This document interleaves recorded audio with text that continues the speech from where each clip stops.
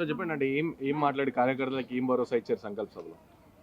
గెలవాలనే భరోసా. హ్మ్. ఖచ్చితంగా 117 మున్సిపాలిటీలు 7 కార్పొరేషన్లు ఇప్పుడే జరుగుతాయి అనుకుంటున్నాం ఎలక్షన్స్. హ్మ్. తెలంగాణ రాష్ట్రంలో నిన్న నేను బెస్ట్ ఎగ్జాంపుల్ చెప్తానండి. మహారాష్ట్రలో ఎన్నికలు జరిగినాయి. అవును. 29 కార్పొరేషన్స్ ఎన్నికలు జరిగినాయి. హ్మ్. 25 బీజేపీ శివసేన బీజేపీ అఖండ విజయం సాధించింది. 25 కార్పొరేషన్లో బీజేపీ మేయర్ అవుతాడు, Hmm. Including Bombay municipal corporation. అది ఆల్మోస్ట్ మహారాష్ట్రలో అట్లీస్ట్ 1/3. Hmm. హైదరాబాద్ వదిలిపెడితే నెక్స్ట్ 1/3 ఎలక్షన్ జరగబోతున్నాయి. Hmm. నేను దాన్ని ఎందుకు పోలుస్తున్నా అంటే సర్పంచ్ ఎలక్షన్స్లో కాంగ్రెస్ బీజేపీ స్ట్రైకింగ్ రేట్ మహారాష్ట్రలో 90% ఇంచుమించుగా, ఆల్మోస్ట్ 90%. అవును. అదే Congress party striking rate sarpanch elections, గుర్తులేని ఎలక్షన్స్లో కార్యకర్తలు గెలిచారు అని చెప్పుకుంటున్నట్టు ఎలక్షన్స్లో వాళ్ళు క్లెయిమ్ చేస్తున్నారు. వాళ్ళు మా గెలిచినంత మా వాళ్ళు అని చెప్పుకుంటున్న ఎలక్షన్స్లో కూడా వాళ్ళకి 60 నుంచి 65% దాటలే. అదంతా ఇంకో అటు ఇటు తీసేస్తే 40-40% కంటే ఎక్కువ లేదు. గ్రామీణ ప్రాంతాలలోనే అంత వ్యతిరేకత కాంగ్రెస్ పార్టీ కార్యకర్తల మీద, కాంగ్రెస్ పార్టీ నాయకుల మీద వ్యతిరేకత ఉండి సర్పంచ్ ఎలక్షన్స్లో వాళ్ళ కార్యకర్తలను గెలిపించుకోలేకపోయారంటేనే మున్సిపల్ ఎలక్షన్స్ పార్టీ గుర్తు మీద జరుగుతాయి. కాబట్టి ఖచ్చితంగా పార్టీ గుర్తు మీద జరుగుతున్నప్పుడు కాంగ్రెస్ మీద విపరీతమైన వ్యతిరేకత ఉంది. ఆ వ్యతిరేకతను బీఆర్ఎస్కు పోకుండా మనం ఎన్కరేజ్ చేసుకోవడం కోసం ఎంత గట్టిగా ప్రయత్నం చేస్తే అంత ఎక్కువ మనం మున్సిపల్ కార్పొరేషన్ గెలవగలుగుతాం. తెలంగాణ ఇప్పుడున్నటువంటి పరిస్థితుల్లో డెమోగ్రఫిక్ సిచ్యువేషన్స్ ఉన్న పరిస్థితులుగా తీస్తే ఈరోజు ప్రాక్టికల్గా మనం లెక్కల ప్రకారం ఎన్ని చెప్పినా ప్రాక్టికల్గా ఈ రోజున 50 నుంచి 55% మంది తెలంగాణ ప్రజలు పట్టణ ప్రాంతాల్లో ఉన్నారు, ఎక్కువ మంది. కాబట్టి తెలంగాణ ఈ రోజున పట్టణీకరణ జరుగుతుంది ఇంచుమించుగా. కాబట్టి అధిక శాతం మంది పట్టణంలో ఉండేటువంటి ఈ ఎలక్షన్స్లో ఖచ్చితంగా బీజేపీ గెలవడం అనేది చాలా అత్యవసరం. ఎందుకంటే దీని తర్వాత జరగబోయేటువంటి ఎంపీటీసీ జడ్పీటీసీలు సర్పంచ్ లాగానే ఉండిండొచ్చు కొంచెం అటు ఇటుగా. దాని తర్వాత వచ్చేవి అసెంబ్లీ ఎలక్షన్స్. కాబట్టి అసెంబ్లీ ఎలక్షన్స్లో కాంగ్రెస్ ప్రత్యామ్నాయంగా ఎదగటం కోసం బీజేపీకి ఇది అవకాశం. ఈ అవకాశాన్ని జారవిడ్చుకోవద్దు. ఇది కార్యకర్తల ఎన్నికలు. ఎందుకంటే వార్డు మెంబర్లు ఆల్మోస్ట్ 3,000 మంది కార్యకర్తలు నాయకులు ఎదుగుతారు, వార్డు మెంబర్లు కావచ్చు, కార్పొరేటర్లు కావచ్చు. కాబట్టి ఇటువంటి అవకాశం మళ్ళీ కార్యకర్తలకు రాదు. సర్పంచ్ ఎలక్షన్స్ గుర్తులేనివి. ఇది అయిన తర్వాత ఎంపీటీసీ జడ్పీటీసీ ఎలక్షన్స్ పెట్టడో కూడా తెలవదు.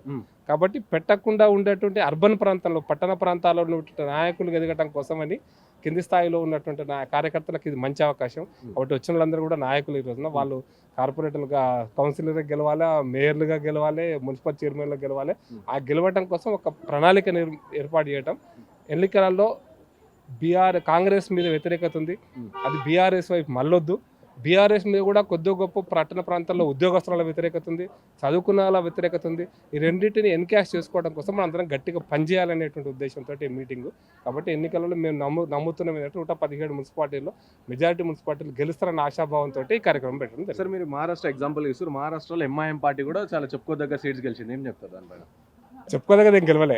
బాంబేలో 4-5 గెలిచింది. ఎక్కువ గెలిచింది. బాంబేలో 4-5 గెలిచింది. కన్సాలిడేట్ అవుతుంది, కరెక్ట్. అది లాతూర్లో కూడా గెలిచినారు.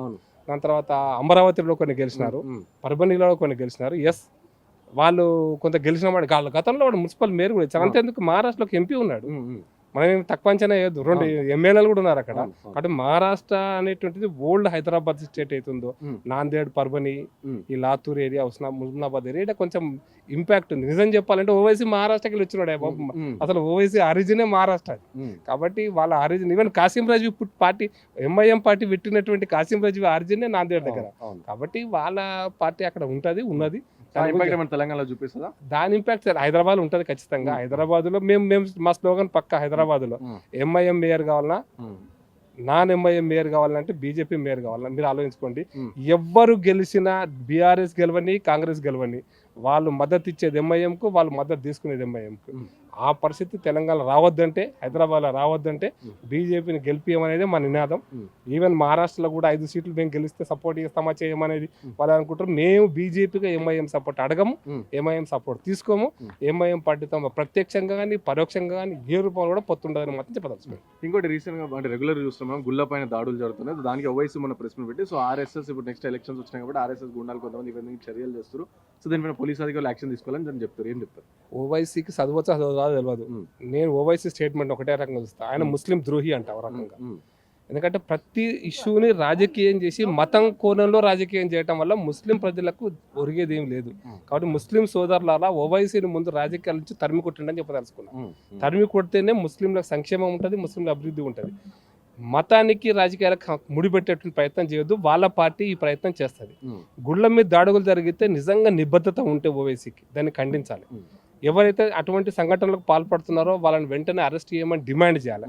నీకు సఖ్యత ఉంది, నీ సహకరించే పార్టీ కాంగ్రెస్ పార్టీ, నువ్వు సీఎంని కలువు, సీఎంని కలిసి నువ్వు చెప్పు, సీఎం కలిసి రిప్రజెంటేషన్ ఎవడైతే ఇటువంటి పని చేస్తుండో వాడిని వెంటనే అరెస్ట్ చేయి, వాడిని శిక్ష పడేట చూడమని చెప్పు. అంతే తప్పిస్తే వాళ్ళు ఆర్ఎస్ఎస్ చేస్తున్నా మళ్ళీ ఆర్ఎస్ఎస్ మీదకి ఎందుకు వచ్చింది? అరే నువ్వు ముఖ్యమంత్రి చెప్పి చట్ట ప్రకారం ఆర్ఎస్ఎస్ హిందువే చేసినాకో చట్ట ప్రకారం చదివించుకో అని చెప్పు, దమ్ముంటే చెప్పు. నీకు దమ్ము లేని మాటలు ఓవైసీవి, మత ప్రాతిపదికన మాటలు తప్పది. ఓవైసీ నాయకత్వం పోయిన రోజే ముస్లింలు నిజమైన సంక్షేమం జరుగుతుంది. మతం పేరు మీద రాజకీయాలు ఓవైసీ గారు చేస్తారు. ఆయన పార్టీ పుట్టిందే మజ్లిస్ ఇత్తహాదుల్ ముస్లిమీన్, ఆ ముస్లింల రాజకీయం చేయడం కూడా పుట్టిన పార్టీ. కాబట్టి అంతకంటే ఎక్కువ బాగా ఏదో మాట్లాడతాడని మనం ఆశించడం కూడా తప్పు. హిందూ సమాజం అట్లా ఆశించలేదు కూడా. కాబట్టి ఓవైసీ పని ఓవైసీ చేసుకుని మా పని మేము చేసుకుంటాం. Thank you sir.